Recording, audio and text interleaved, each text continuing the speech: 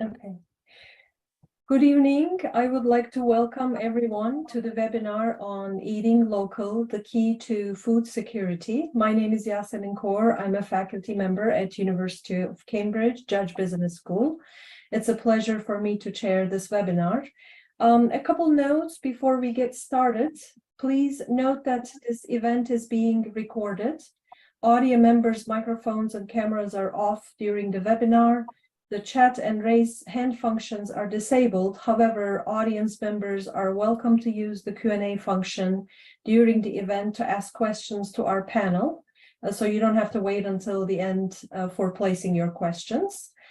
This is a webinar organized by Cambridge Global Food Security Research Center. It is part of the series of Food for Thought panel events. The previous panel was about True Cost of Food, and the recording is available on the Global Food Security website. So I'd like to introduce our four panelists. We have four wonderful speakers, experts on this particular topic. To start with, Professor Lorand Bartels is a professor of international law at the University of Cambridge and the current chair of the UK Trade and Agriculture Commission. He has advised on international law and EU law to a number of countries, NGOs, and the private sector, and he's been advising the UK government on trade law issues related to Brexit. Second, Professor Manoj Dora is the director of Center for Intelligent Supply Chains at Anglia Ruskin University in Cambridge. His core expertise is in operations and supply chain management. He works at the interface between applied economics and environmental sciences to generate impact on policy and businesses. Then we have Adele Jones, who is the executive director of the Sustainable Food Trust, where she oversees the organization's strategic activities. Lately, she's been working on a project called the Global Farm Metric, which is an international framework for measuring on-farm sustainability. She's also currently an advisor to the Scottish government. And then finally, we have Dr. Claire White, who is a senior veterinary advisor at the National Farmers Union, where she advises on commercially sustainable standards of animal welfare and food quality. In her role, she combines academic and professional qualifications and her extensive practical experience in food production. So to just start the topic, also I'd like to, so we're talking about eating and growing local food today. As many of you guys are aware, we've been experiencing a shortage of food in supermarkets, whether it's tomatoes or lettuce. And some of this has been attributed to supply chain problems, but this also has raised an important question about whether UK should become self-sufficient in its food supply. And of course, it's not just UK, but also elsewhere. There's been some concerns when the war in Ukraine blocked grain exports, at least temporarily. It posed a great risk to many countries like Egypt in terms of not receiving enough wheat supplies, which is a primary source of protein in many of these countries. So before we get started with our panel discussion, we actually have, I would like to get some of your opinions on two different questions. So we have a poll. So if you could actually vote. The first one is about supporting British food, and the second one is about willingness to pay for food.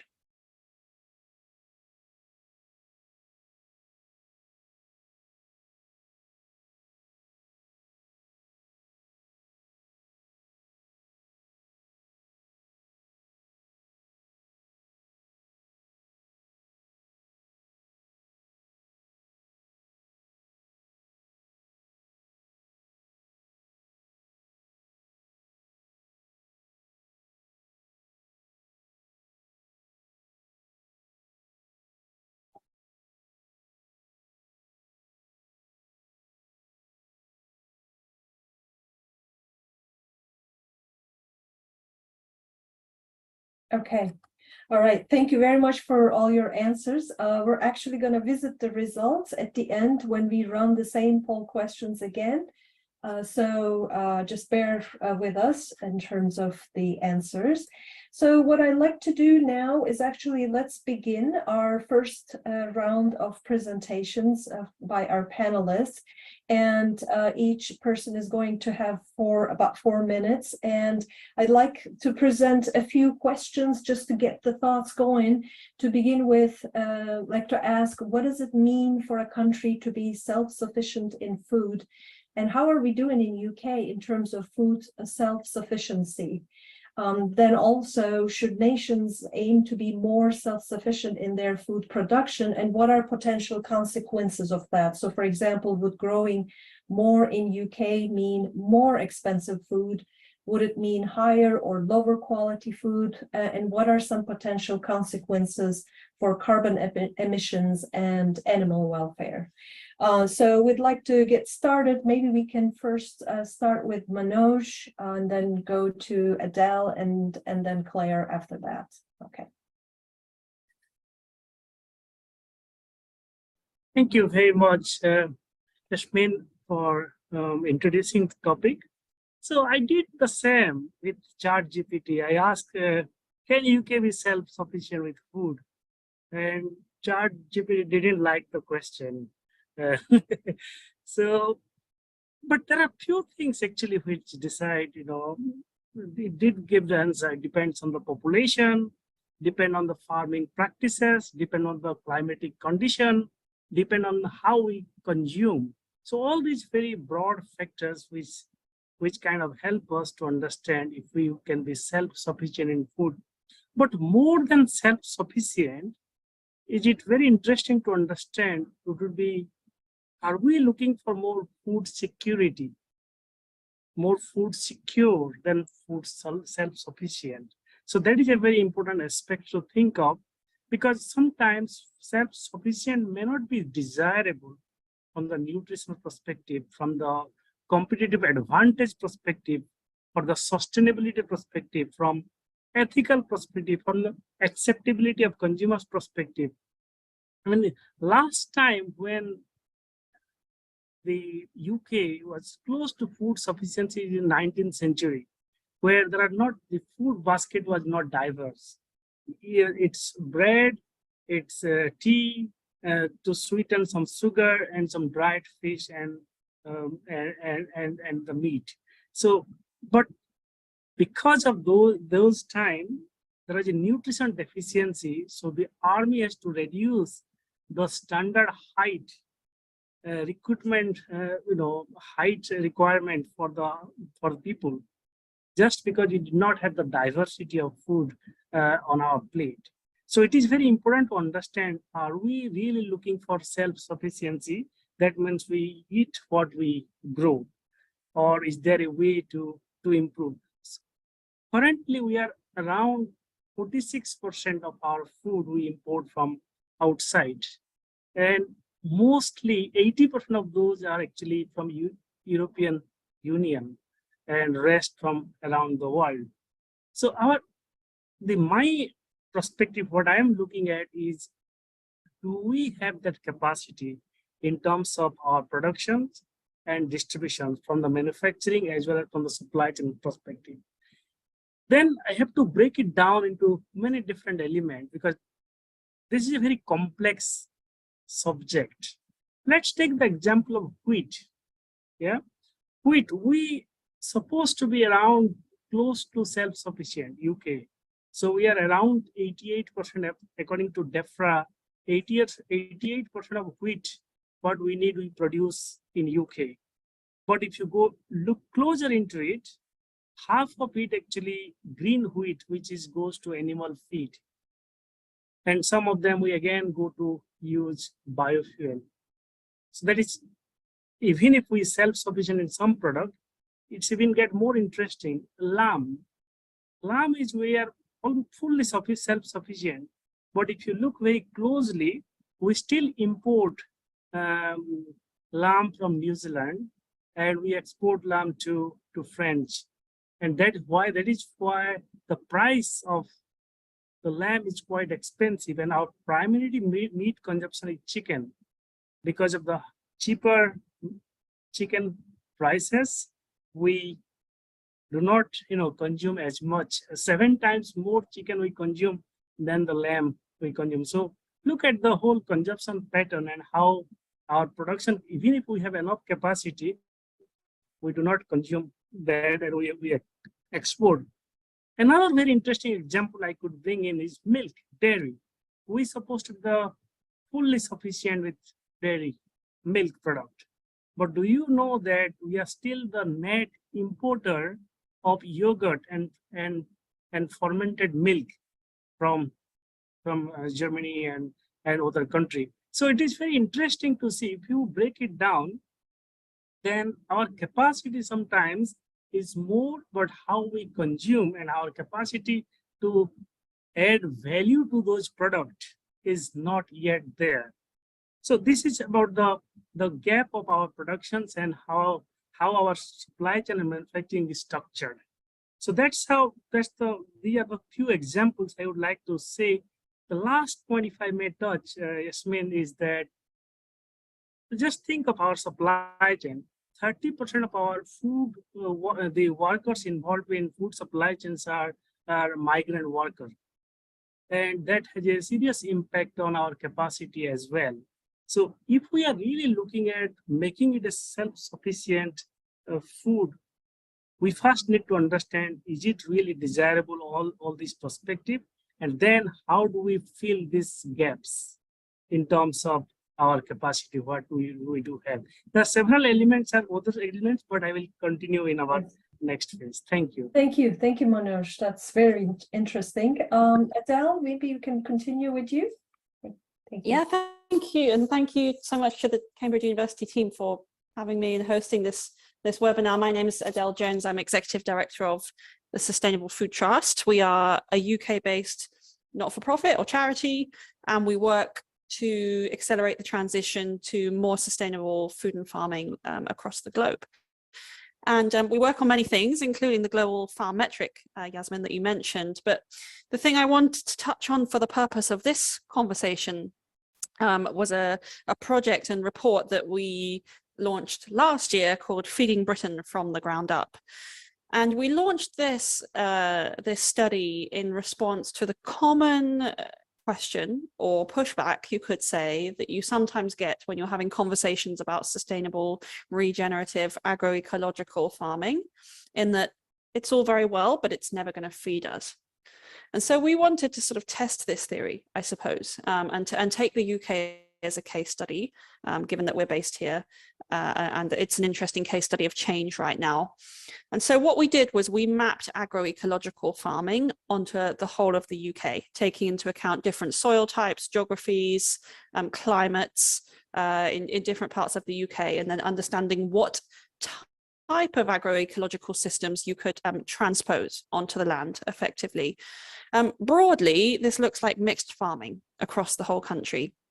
So more kind of rotational grass lays back into the arable east, more arable and fruit and veg production back into the west.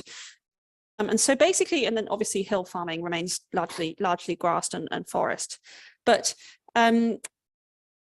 basically, it's kind of mixing back up the food system. We took nitrogen fertilizer largely out of the system, out of the modeling system, and instead we used the principle of building fertility naturally through rotations. And that does mean, largely putting grass, clover mixes back into arable farming and using ruminant livestock to produce food when you're building the fertility of that land, when you can't grow arable crops. So we did this, modeled what agroecological farming looked like in the UK, and then we looked at how much food those farms would produce in what ratios. And the very broad conclusions, just to give you the headlines, were that we could maintain, if not slightly increase, our national food security in the UK by switching to totally agroecological farming methods across the country. However, it requires a few shifts. Firstly, we need to waste much less. You can look at different statistics. It's roughly between 1/3 and 1/2 of all food we produce is wasted at farm level, in processing and in households, or on plates, should I say. We need to waste way less food, because that's, you know, just completely useless, like growing calories that never end up being consumed. Secondly, we need to change what we eat. Manoj already mentioned the livestock issue and the fact that we grow a lot of food already for animals. And actually, when you're looking at a more mixed farming system, in total, our grain production in the UK would drop by roughly half. This wouldn't actually impact how much grain-based product we eat as human beings, bread, wheat, you know, all the grain that we eat at the moment. However, it does impact how much grain would be fed to animals. As a result, because most of the grain in the UK is fed to chickens and pigs, pork and poultry consumption comes down by 80%. But actually beef and sheep, which are incredibly important in the UK for rebuilding that soil fertility as part of mixed farming systems, remain roughly the same. So in total, the meat consumption would come down. But actually, in terms of the ratios, it's a little bit different to what we normally hear. Beef and sheep are the bad guys because they're ruminants, methane. Actually, they're really, really important for fertility building here in the UK. And it's actually the intensive pork and poultry that we need to be thinking about reducing significantly, as well as of course, intensive dairy systems. So, but through our models, dairy remained roughly the same as well. So, you know, we were really encouraged by this study. Like it does require changes, both in the way we consume, we waste less, and how we finance agriculture, but we can do this. And so we're looking now about doing this study in other parts of the world, the US, Australia, and we're doing some work in parts of Africa as well. So I think this is really exciting. I think it's exciting that it's possible, but we need to speed up change quite rapidly if we're going to create a more food secure nation. That of course means calories. It also means nutrition and food that's good for the planet. So yeah, looking forward to the rest of the conversation. Thank you, Adele. That's very, very helpful. Fascinating project to hear about. Claire. Thank you, Yasemin, and thank you to Cambridge University as well for inviting me to speak. As it was explained in the introduction, I'm the Senior Veterinary Advisor for the National Farmers Union, and I spent my career really working with animal health and welfare on farms, but then also in the food supply chain too. And as an organisation, we represent 55,000 farmers across the UK, about 2/3 of which have livestock as well in some shape or form. And in representing them, we're representing their interests, but also helping them to react to a changing world, both at a national and at a global level, and to meet societal expectations of what it means to be a farmer. So I'm going to ask sort of a series of questions and perhaps touch on some of the points that have come up. And in terms of food itself, we want to sort of think about what makes food affordable in the first instance. We talk about trying to balance the aspects of sustainability with affordability, and often one of the first challenges to more sustainable food systems is, well, food might cost more, and we've heard that isn't necessarily the case, but it is quite a powerful argument, and we know that people are increasingly struggling to be able to put food on the table. Well, if we look at what makes food affordable, one of those is the economies of scale. Manoj has talked about how those supply chains work, and the economies of scale lead to complex food systems and complex manufacturing and supply processes that can pretty much produce anything that the heart or mind can desire whenever we want it, and we have become a nation and a world of people who want things now and at a globalized level, and it means that we can substitute ingredients. That can be for a lot of reasons, whether it's to meet medical needs, to suit personal choices around what it is that you want to consume, to reduce costs in that product as well, and we can make it taste good for longer, which means that it doesn't spoil, which is actually a good thing from a wastage point of view, provided that that whole process of managing waste goes all the way through the supply chain right to the consumer. And importantly as well, it won't make us ill. And that's an important thing to reflect on at a national level, but also at a global level. We have incredibly safe food here in the UK, and sometimes that's easy to take for granted when large populations of the world don't have reliable access to food, but moreover don't have reliable access to safe food or safe water. But in those food systems, in those large scale food systems, through that scale and tech, we can aggregate our demand for affordable food, which means that actually sometimes where it's produced is less important than how much it costs to produce it. And that particularly comes to things like labour. Manoj has talked about migrant labour as well, but labour in countries other than the UK, but infrastructural costs as well are much lower, hence why we have such a globalised food system in the UK. We're a maritime climate, not necessarily known for being able to produce a lot of the things that we now consume, but we are able to import it. But what are the other costs? What are the other costs in those systems other than the cost of actually making that product? The costs that we don't see, such as the land and water use costs, nitrogen, ammonia use, biosphere integrity, animal welfare.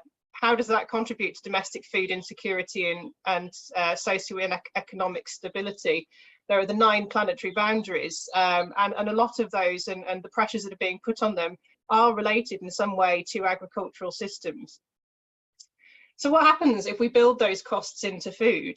Does it mean that the UK could be more competitive in a global marketplace if those costs were considered?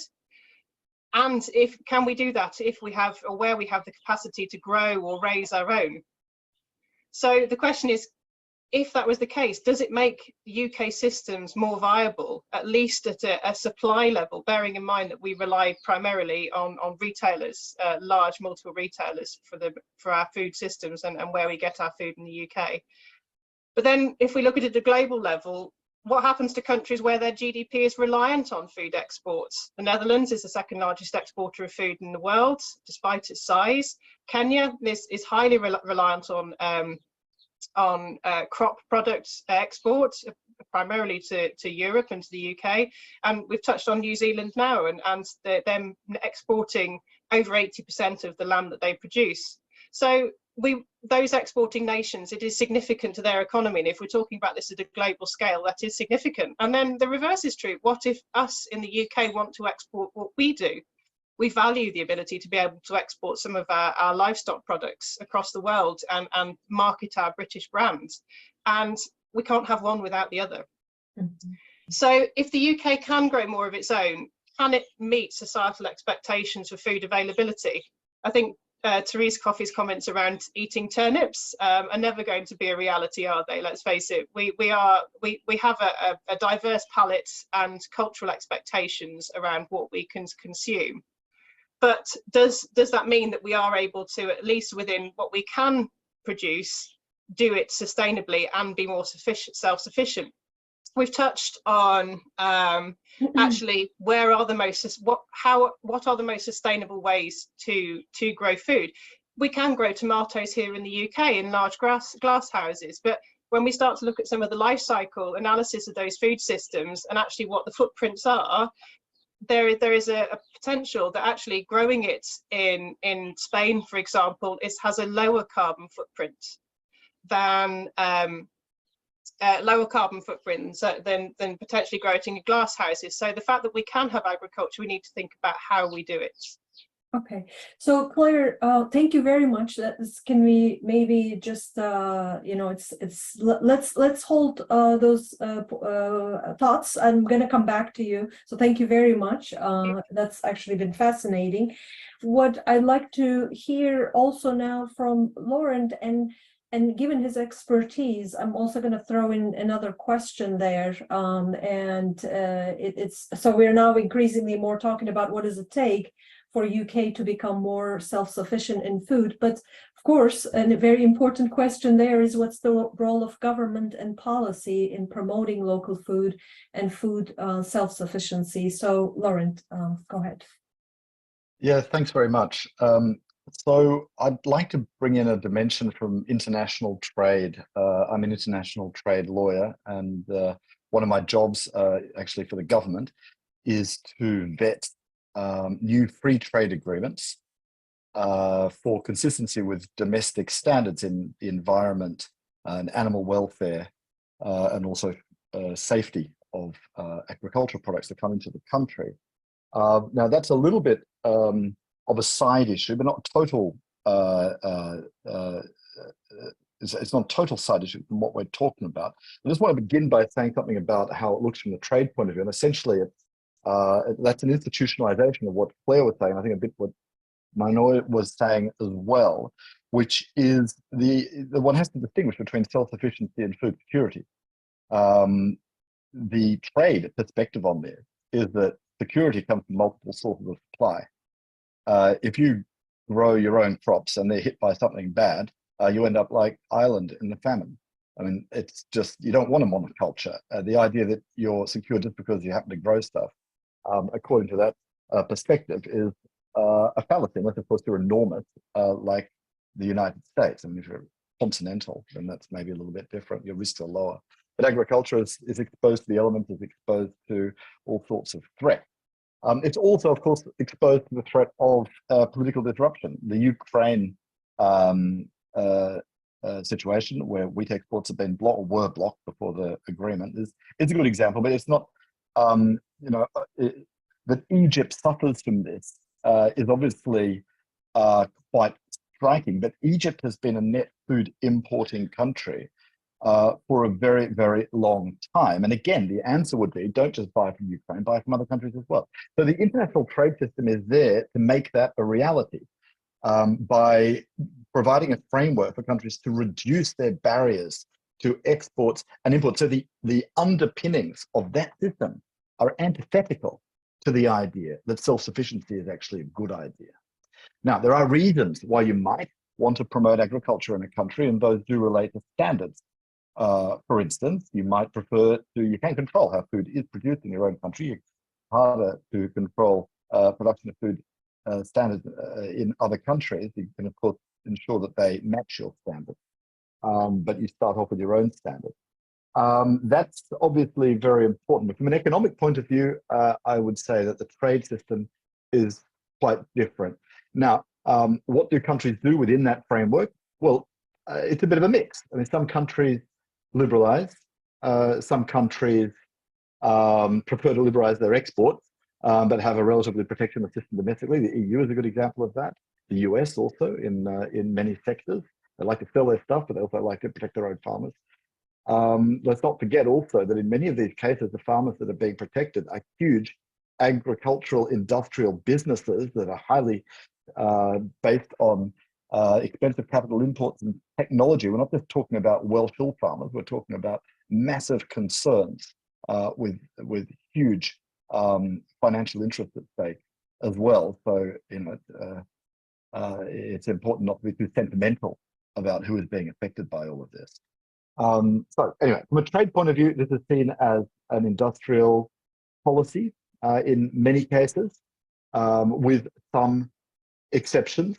But essentially the framework is one which is based on the idea that free trade in food products is a good thing in principle, with certain carve-out. In particular, if people are going to lose their jobs, you want to stage liberalization over a certain period, which is the case for all trade liberalization, actually. So food's a bit special, but not nearly as special as people think. That's the trade perspective on this. Thank you, Lorand. Oh, and sorry, I might just add, I completely endorse what Claire says in terms of the environmental dimension. In fact, just very quickly, in the report that my commission wrote on the New Zealand UK free trade agreement, we ended up, having looked at the stats, and our conclusion was that if you really want to do the right thing by the environment, buy New Zealand land, don't buy British land. Okay. Thank you, Lorand, for that. So, okay, so I'd like to then move the discussion. I think we've started hearing about this, but maybe we can hear actually a little more. So again, we're continuing on what does it take for UK to become more self-sufficient, but let's also bring in the role of consumers into this. What role do they play? What do people view as local, and maybe what can be done to make local food more relevant, more interesting for consumers? So I'd like to, we can do our same sequencing, although we do have less time now, so maybe 2-3 minutes each person, and we can start with Manoj. Thank you, Yasemin. So it's very interesting. It's a egg or chicken kind of scenario.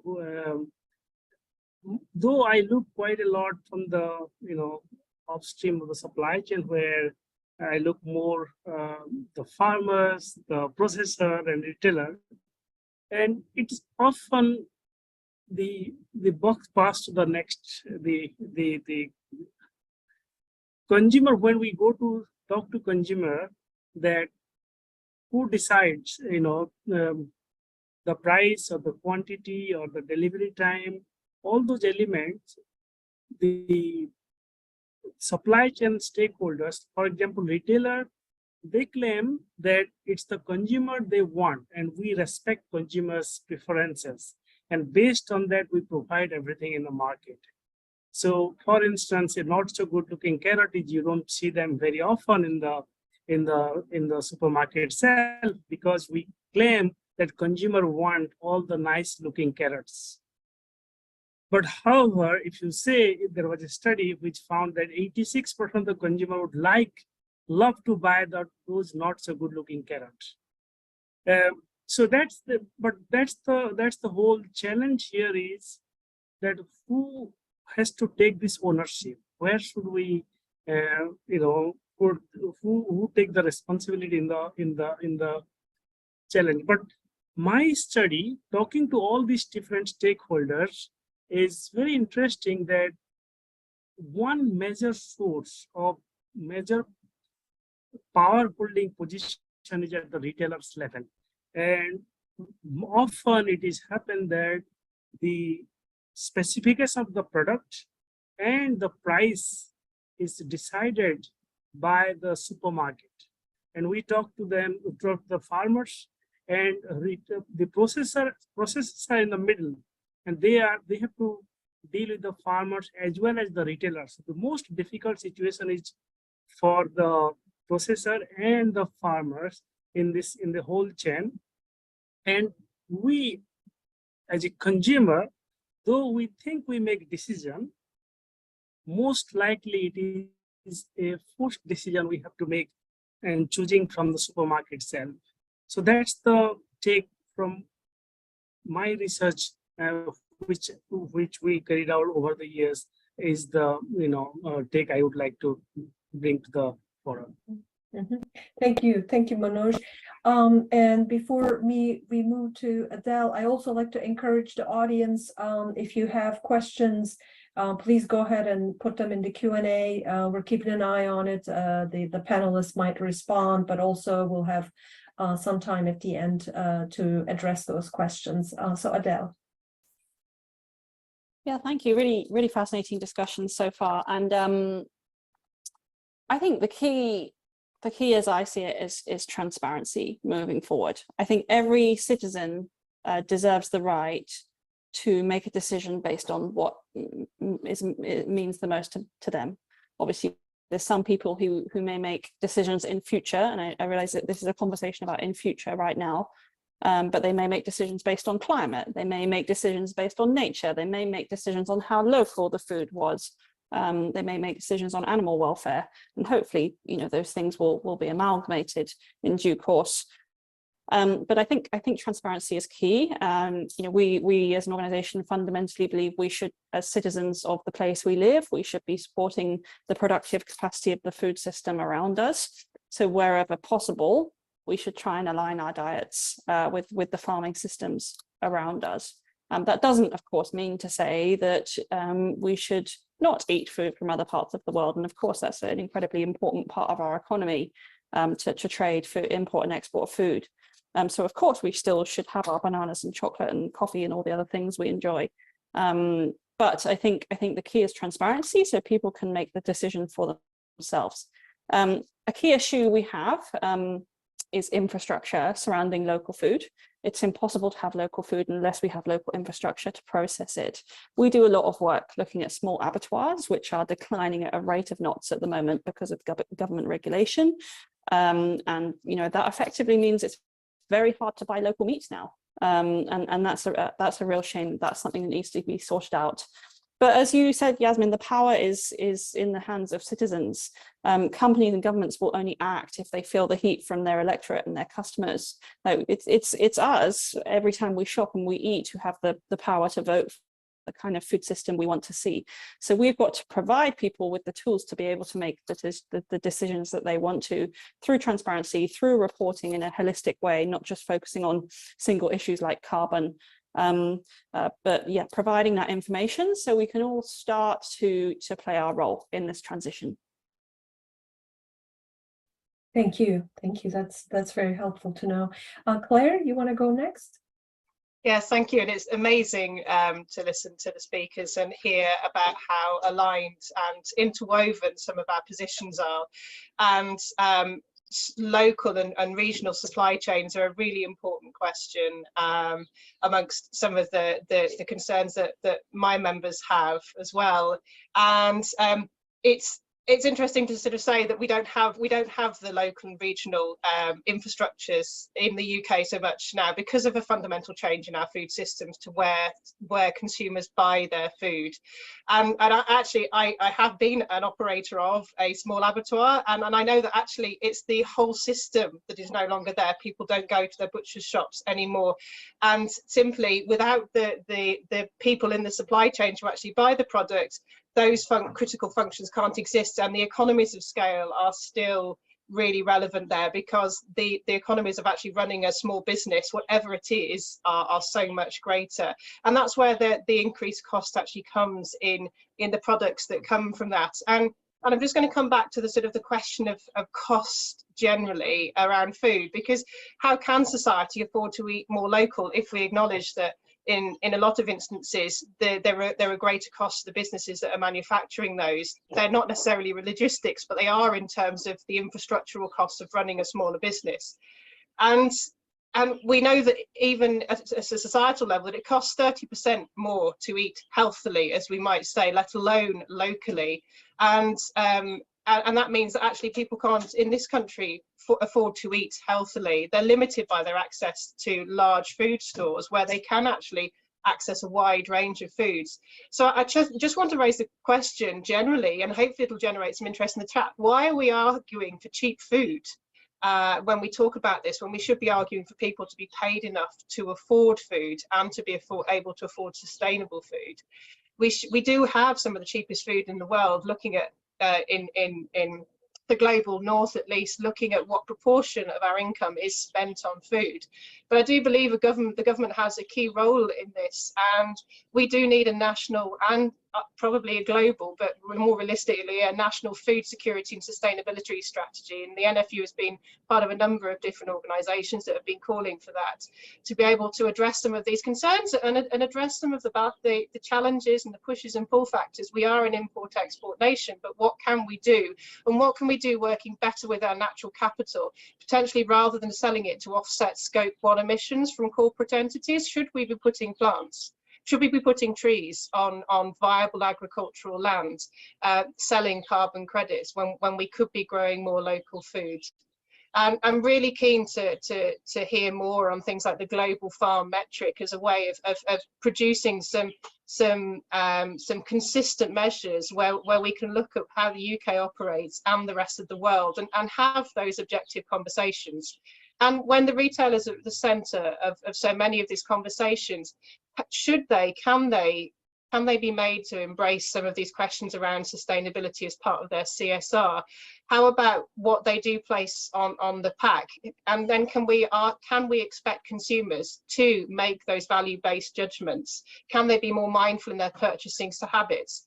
But then we have to also be aware that not everyone has access to those. Labelling is a hugely complex thing. How we communicate that is very complex, but also how we motivate people to actually make those value-based decisions is more complex still, but a lot of it is still led by the retailers. Thank you, Claire. Very, very fascinating points.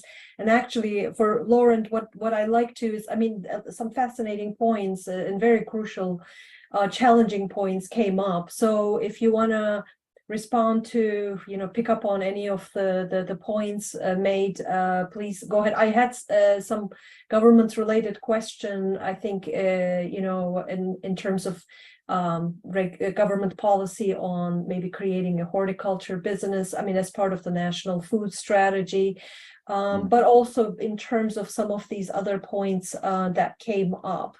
And while we're at it, I'm also going to read you a question that came up because it is related to what you just talked about earlier. Are there any, from one of the attendees, are there any international laws to protect the food trade considering the increasing instability geographically and politically? It's maybe quite a few things, but just I'll let you answer whichever points you could. Well, to answer that question first, well, yes, the World Trade Organization does that, and free trade agreements do that. Within the EU law also does that. All of these are sets of rules that sit on top of what governments are allowed to do, and they hold governments to their commitments not to interrupt buying and selling of stuff across borders unless they've got a good reason to do that. So the assumption, actually, just to get to the consumer point, is that governments should stay out of that sort of interference unless they're protecting consumers, for instance, unless they're protecting public morals. If they want to protect jobs, they couldn't make these commitments in the first place. And if they do, then essentially they've got to stick by them, and people at the end of the day will need to do different things, just like they do with the technology. But consumers are king. So that's also part of the system. It is a free market system that underpins all of this, but you don't have that without respecting what consumers want. So what is, consumers are free to do whatever they want. In fact, private actors of all sorts are free to do whatever they want. Supermarkets are free to do whatever they want. It's only governments that are constrained. In fact, what is promoted is proper information. So these treaties, which is the level of regulation, there are international treaties, international laws. They promote the use by governments of international standards, which talk about how food is made, talk about also how food is labeled. And the idea is that consumers should know what they're getting. And if consumers then want to buy British for whatever reason, we'll see what the polls say on that, then good luck to them, they can do that. And no one can stop them from doing that. And they're entitled to know where their food is made as well. On the other hand, if they want to buy according to according to the environmental impact of food, or according to its health benefits or whatever, then there should be able to be proper information to enable them to do that as well, which might, of course, not be exactly the same thing as buying local. So I think we're probably all aligned there, and so are the rules. It all really is about consumers at the end of the day. Okay, thank you, Lorand. So I think we're transitioning now into the Q&A, and there are a couple questions that got posted, and there is one I wanted to read. It's respect to Adele's some of the points she made. Where does Adele's agroecological system leave habitat restoration? Is there room for rewilding large areas of habitat in this system? Yeah, I was just trying to check the stat that we have in our report, actually. I will double check it, but we have provision for about 10% of land being used for rewilding. And of course, within farm habitats, I mean, one of our number one principles as an organization is that we should be producing food in harmony with nature. So not, of course, we need areas just for nature, just for pristine nature, but actually nature can coexist with food production as well. So we have 10% of land for rewilding, but also very much believe nature should be in the middle of fields as well as around the edges. Thank you. And do you have any additional points, in response to some of the different viewpoints that came up so far? No, I mean, I really agree with all the comments the speakers just made, and I do think Claire mentioned the global farm metric, and I think the use of common metrics to hold people accountable is going to be really important. It will also help farmers understand how incrementally they can be a little bit better year on year, because at the moment we're operating under a system of quite binary standards or certifications, which will continue to play a really important role. But what we need is a spectrum of sustainability that looks at the whole picture, allows farmers to understand how they can be incrementally better, but also allows everyone else in the system, whether you're purchasing food as an off-taker, whether you're a bank manager, an investor, a certifier, someone from government reporting on the impact of farm support schemes, and of course a citizen of planet Earth wanting to buy food, we all need to be looking at this same information, and that's what we're working on with the global farm metric, creating a common framework of metrics for measuring farm level sustainability, which then links into the international reporting standards like TNFD, SBTI, and all these sorts of things. So I think common metrics is really key to this, to help empower farmers to make the change, but also to hold companies to account and provide citizens with that information they need to make more informed decisions.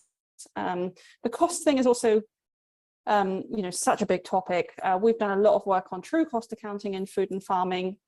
In 2017, we released a report called The Hidden Cost of UK Food, which found that at the very least, because we only included the known external costs or externalities, as economists call them, for every £1 we spend in British supermarkets, we spend another £1 in hidden ways to clean up the costs of largely intensive agriculture. So actually the cost we're paying in the supermarket is a distorted cost that isn't taking into account societal values on nature and on health. And we need to factor those costs back in so that we're paying the true cost. That actually doesn't necessarily mean all food gets more expensive. It means the worst food gets more expensive, but potentially the food which is nourishing our health, i.e. saving the National Health Service money, but also restoring the planet, restoring biodiversity, helping reduce climate change, that could, in theory, if we're paying in the right way, become cheaper, or at least level out as a price differential at the moment. So true cost accounting, making sure the polluters pay and rewarding those farmers for doing the right thing will have a really interesting reflection on food prices in future. Thank you, Adele. I have one more question. This is maybe a good question for Claire, is looking at it from the farmer's perspective, and so would increasing local production, would it empower farmers? They're always dealing with also, I think it's part of the infrastructure issues that perhaps came up, but also one of the risks, especially small to mid-sized farms, are always struggling in terms of just staying in business. And so what would more local production mean in terms of farmers? Would it give them stronger, bargaining power vis-a-vis whether it's retailers, or would it help them to overcome some of the difficulties they're facing on the regulatory side in terms of, having access to migrant workers and so on and so forth? What farmers need at this time is stability, and that's really the thing that I don't think anybody's got at the moment, but escalating input costs at the moment and some of the challenges around regulatory change don't make that very easy, particularly in a world where we have, on the whole, an aging farmer population, and there are a number of initiatives to attempt to sort of get younger people into an industry, but you can see that when people are deciding or making their choices about what they want to do in life, it doesn't look a very, very attractive proposition at the moment. We say often, and it's a bit of a catchphrase, that farmers are price takers rather than price makers, and that makes a huge difference in what they're able to do and how they're able to plan for the future and invest in the future as well. You've touched on bargaining power with retailers, but it almost becomes a bit of a chicken and egg situation, as Manoj was saying. We need to be be paid the cost, or farmers need to be paid the cost of manufacturing the food, rather than necessarily perhaps what the retailer feels that the consumer is willing to pay, or that there needs to be a bit more reciprocity within that. And that will help farmers to invest in the future, invest in technological advancements. There are a number of grant schemes coming up available, and funding schemes for farm investments, but they are relatively limited, and they don't address some of the systemic challenges of being a farmer in the UK or other countries around the world. And Adele's right in terms of recognizing the true cost accounting of businesses. That isn't necessarily around pollution, but around waste as well. Why are we not buying the whole crop rather than just the top specification? One of the easiest things that we can do societally and through the food system is to widen specifications, rather than only wanting to pick a certain subset of that product. But at a global level, just to sort of think about things, we're talking about what we can do in the UK, or what consumers can do. Could they be more flexitarian, so trying to loosen our love affair with protein consumption? But at a global level, the World Health Organization estimates we're going to be needing to produce 50% more protein by 2050, and the majority of that demand is going to be coming from the fastest growing nations in the world. So we also need to talk about how we can help other nations to be self-sufficient, and how can we all be more resilient to shocks. Thank you, Claire. Thank you. That's really eye-opening, actually. So I want to give Manoj a quick opportunity to respond to. We have sort of a wide variety of great points that have been raised. Anything that you'd like to add before we start wrapping up, and then we will move on to our final points and the audience poll again.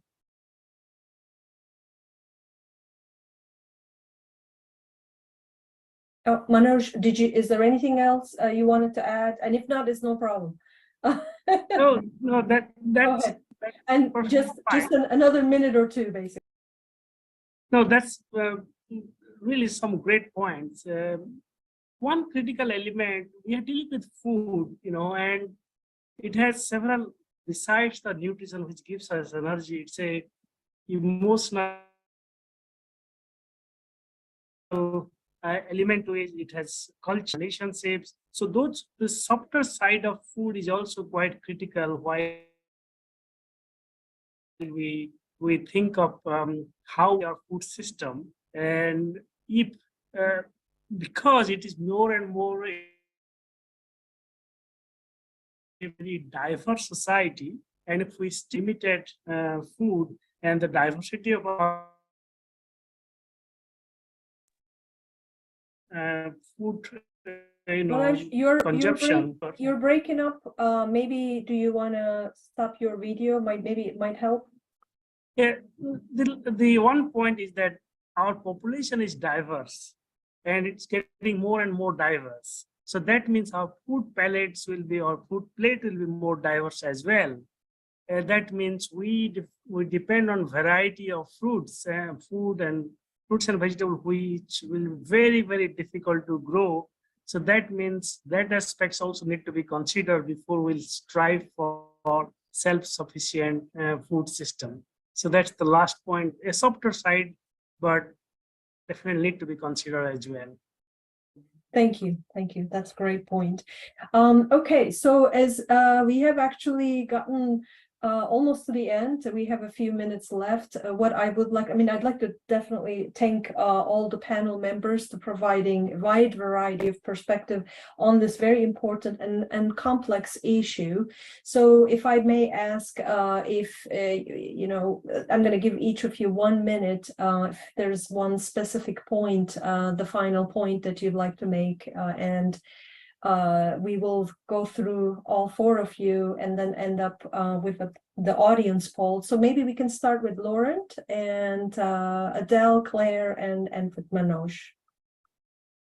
Yeah, I'd just like to say, I think that the idea that local is best is, from an international point of view, not necessarily right. I think it's worth looking into why one might prefer that. This is really getting to the poll. I think there are emotional reasons for this, but people should may well be surprised by some of their assumptions. Some of them could be right, but they're not all right. In particular, the meme or trope of food miles, I think, has been pretty thoroughly debunked by now. I think for the first time in the Stern report, in a very prominent way. So I would just say, and the trade system supports this. People are entitled to exercise their preferences, but it's also worth making sure that one's preferences are being, in fact, properly expressed and not falling for sentimentality, which may not be the right thing.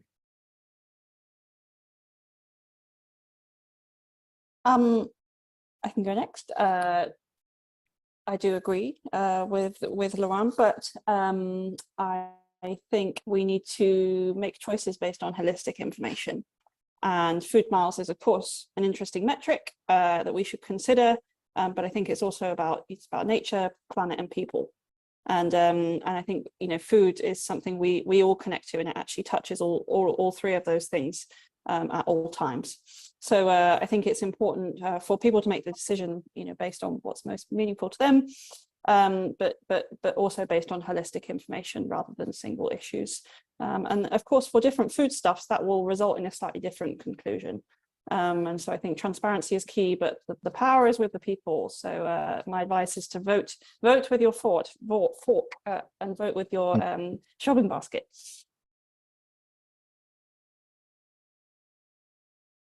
I'm going to sound really boring and echo quite a lot of what Adele has said. If I could say one thing to anyone, take 5 seconds more to be a bit more mindful, or to look at what you're picking up off the shelf. Price is important, but equally there's already quite a bit of information on there. Familiarize yourself with what that information can tell you, and then start to think about what that means to you, and then you can start having those thoughts and conversations with yourselves and at a societal level, and in some of the choices you make around whether it's your purchasing decisions, not just for food but all manufactured goods. We could have translated this conversation into any kind of manufactured goods, electronics, all sorts of things. However, start to have those conversations, then start to think about what that might mean politically for you and your views, and how democracy works in the UK. And just one last thing, we've touched so much on food security, but hopefully some people on this, or everybody, can identify a little bit with the societal and cultural role of farmers and the rural economy and the rural environment that many of us enjoy as well. So we are food producers, but a lot of farmers will identify as custodians of the countryside too. And there's a whole other dimension to that we could have spent a lot of time talking about today. Thank you, Claire. Manoj, quick 1 minute. Yes, to one sentence only. I really think we should start with looking after our farmers. Out of whole contribution of value in the value chain, only 1 to 2% of the value goes to our farmers, and 98% goes to all the intermediary organizations. That's the quite important source, and we need to put more focus and policy and orientation on that. Thank you. Thank you, Manoj. That's a brilliant point. Thank you. All right, so Francesca is going to run our poll questions again. We just kind of wanted to see if there is a change, and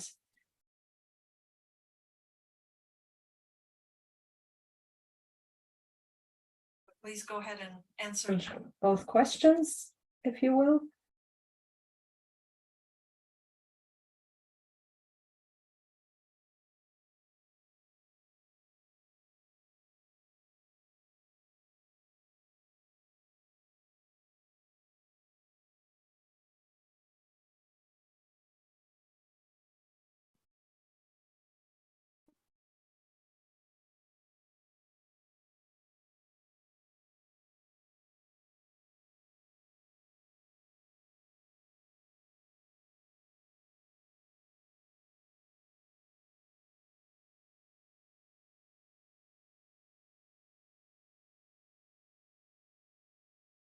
Okay, all right. So, okay, we have the results. So the first question we have 10, 15, 85. So I think that adds up to, so only 10% of the people, I believe, said no to the question, do you care about supporting British food? And majority of them supported both for local economy and nature reasons. I think that's been up. For question number 2, we have, would you be prepared to pay more for food if it were a true reflection of the higher standards? And 10% said no. And we have 30% saying up to 10% increase. 50% of the people said 10 to 25% increase. That's actually very impressive. And another 25% is willing to pay 25 to 50% and 5% more than 50% increase. And I think, I believe the numbers have changed a little bit.